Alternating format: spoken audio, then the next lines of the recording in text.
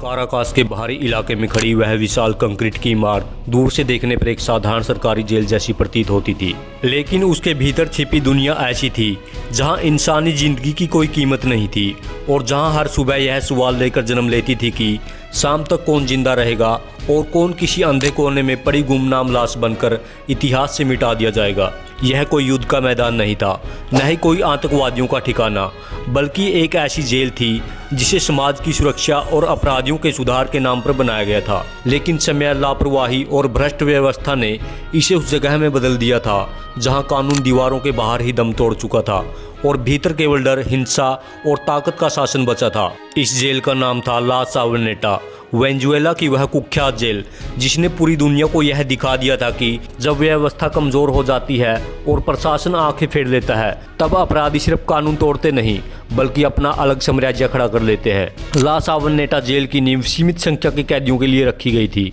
लेकिन वर्षों तक बढ़ते अपराध, राजनीतिक अस्थिरता और भ्रष्ट तंत्र ने इस जेल को कैदियों से इस कदर भर दिया कि रहने की जगह कम पड़ गई और इंसान एक दूसरे के ऊपर सोने को मजबूर हो गए, जिसे घुटन, गुस्सा और हिंसा हर सांस के साथ बढ़ती चली गई। प्रशासन के पास न पर्याप्त गार्ड थे, न संसाधन और न ही वह इच्छा शक्ति थी जो इस अराजकता को रोक सके। नतीजा यह हुआ कि जेल के भीतर नियंत्रण धीरे धीरे खिसकता गया और सत्ता उन लोगों के हाथों में चली गई जिन्हें समाज ने अपराधी घोषित करके यहाँ भेजा था। कुछ ही समय में हालात यहाँ तक पहुँच गए कि जेल के गार्ड केवल बाहरी दीवारों तक सीमित रह गए,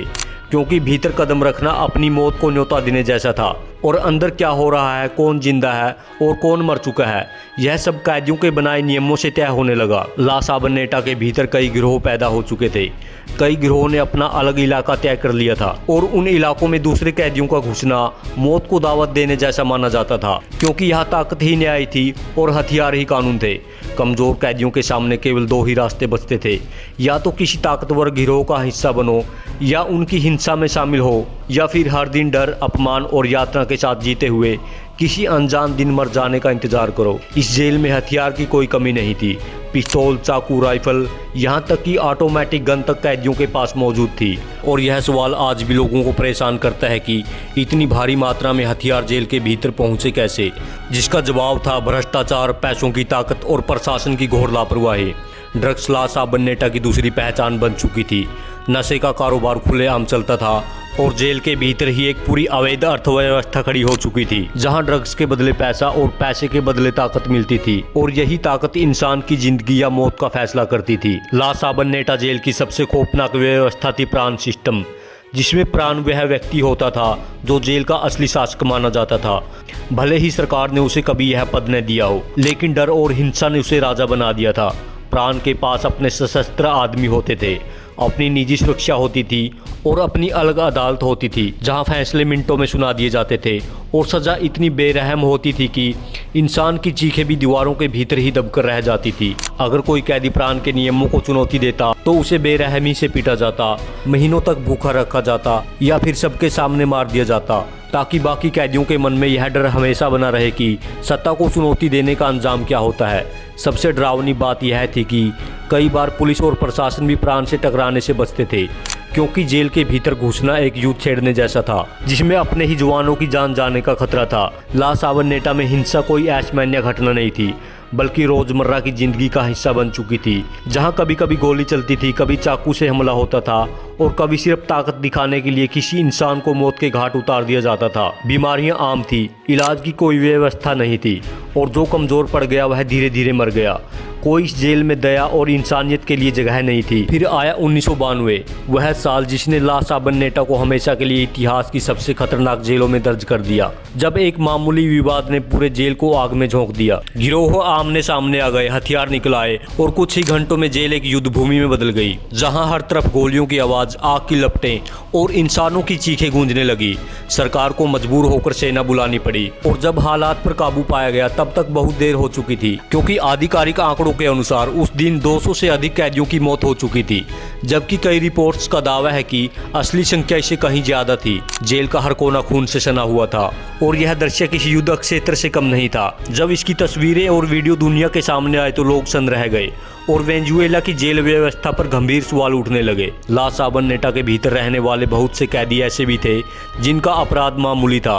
लेकिन इस जेल की व्यवस्था ने उन्हें भी धीरे धीरे उसी हिंसक दुनिया का हिस्सा बना दिया, क्योंकि यहाँ इंसान को उसके अपराध से नहीं बल्कि उसकी कमजोरी से आंका जाता था। कई कैदी पहली बार जेल आए थे और उन्हें उम्मीद थी कि वो सजा काटकर बाहर निकलेंगे, लेकिन ला साबरनेटा में कदम रखते ही यह उम्मीद टूट जाती थी, क्योंकि यहाँ सुधार का कोई रास्ता नहीं था और हर दिन उस इंसान को या तो हिंसक बनना पड़ता था या फिर पूरी तरह से टूट जाना पड़ता था। रातें यहाँ सबसे ज़्यादा डरावनी होती थी, क्योंकि अंधेरा फैलते ही गिरोहों की गतिविधियाँ तेज हो जाती थी और गोलियों की आवाज़, चीख पुकार और लाशों की गंध इस बात का संकेत होती थी कि सुबह होने तक कई जिंदगानियाँ खत्म हो चुकी होंगी। कई बार लाशों को बिना किसी पहचान के बाहर फेंक दिया जाता था और सरकारी रिकॉर्ड में उन्हें कभी दर्ज ही नहीं किया जाता था, जिसे यह अंदाज़ा लगाना भी मुश्किल हो जाता था कि इस जेल में वास्तव में कितने लोग मारे गए। 1992 के दंगे के बाद ला साबरनेटा सिर्फ वेनेजुएला की समस्या नहीं रही, बल्कि पूरी दुनिया के लिए एक चेतावनी बन गई कि अगर जेलों को नज़रअंदाज किया जाए तो वो सुधार गृह नहीं बल्कि अपराध की फैक्ट्री बन जाती है। आखिरकार सरकार ने मान लिया कि ला साबरनेटा को सुधारा नहीं जा सकता और इसे बंद करने का फैसला लिया गया। कैदियों को दूसरी जेलों में भेज दिया गया और यह इमारत खामोश हो गई, लेकिन इसके भीतर की कहानियां कभी ख़त्म नहीं हुई। ला साबरनेटा जेल हमें यह सिखाती है कि जब व्यवस्था कमज़ोर हो जाती है और कानून सिर्फ कागजों में रह जाता है, तब अपराधी अपने नियम बना लेते हैं और तब इंसानी ज़िंदगी की कोई अहमियत नहीं बचती। यह जेल केवल ईंट और सीमेंट की बनी इमारत नहीं थी, बल्कि एक चेतावनी थी कि अगर न्याय, अनुशासन और इंसानियत को नज़रअंदाज किया जाए तो समाज की रक्षा के लिए बनी जगह भी नरक में बदल सकती है। आज ला साबरनेटा मौजूद नहीं, लेकिन उसका डर, उसकी हिंसा और उसकी सच्चाई आज भी दुनिया की सबसे खतरनाक जेलों की कहानियों में जिंदा है और आने वाली पीढ़ियों को यह याद दिलाती है कि कानून के बिना इंसान कितना खतरनाक हो सकता है।